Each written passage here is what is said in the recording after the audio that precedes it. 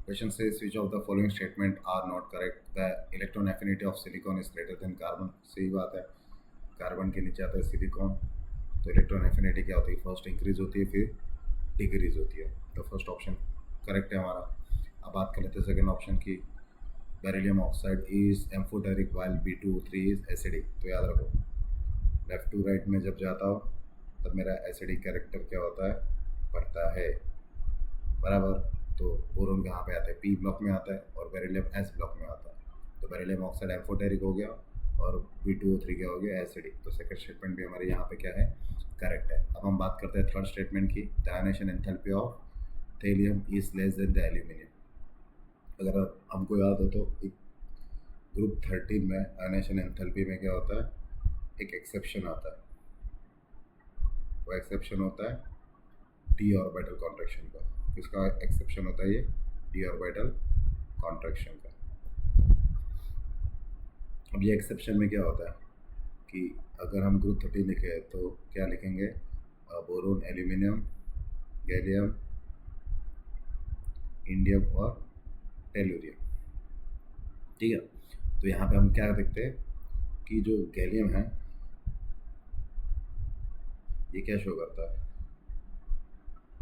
ये गैलियम नहीं, एल्यूमिनियम जो है और गैलियम के बीच में अगर मैं चेक करूँ तो यहाँ पे गैलियम का क्या होता है, ज़्यादा आता है आयनेशन एंथैल्पी। उसका रीज़न क्या है, due to d orbital contraction.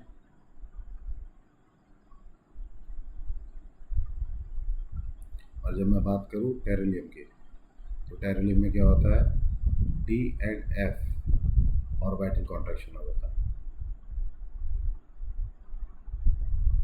ठीक है। इसी वजह से जब मैं ट्रेंड लिखता हूँ तो क्या आता है, सबसे पहले बोरोन आता है, बोरोन के बाद कौन आएगा, टीएल आएगा, टीएल के बाद कौन आएगा, गैलियम आएगा, और सबसे लास्ट में कौन आएगा, इंडियम आएगा। ये ट्रेंड फॉलो होता है कहाँ पे, ग्रुप 13 में। अब हमको ऑप्शन में क्या बोला हुआ है, the ionisation energy of tellurium is less than aluminium. ये तो स्टेटमेंट गलत है ना, और हमको इनकरेक्ट स्टेटमेंट ढूंढना है। सो सी इज अवर करेक्ट ऑप्शन।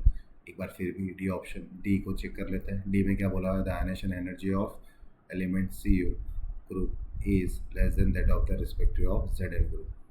तो ये भी तो सही है कि Cu के पास क्या होते हैं,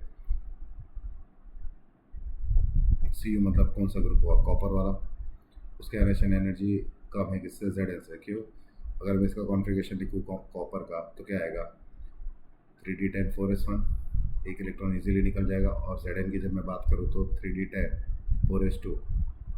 यहाँ पे 4s2 मतलब क्या है, स्टेबल कॉन्फ़िगरेशन रखता है। क्या शो करेगा ये, स्टेबल कॉन्फ़िगरेशन। तो हमारा डी स्टेटमेंट क्या है, करेक्ट है। इसलिए हमारा करेक्ट ऑप्शन क्या होगा यहाँ पे, और correct option will be C. I hope this is clear.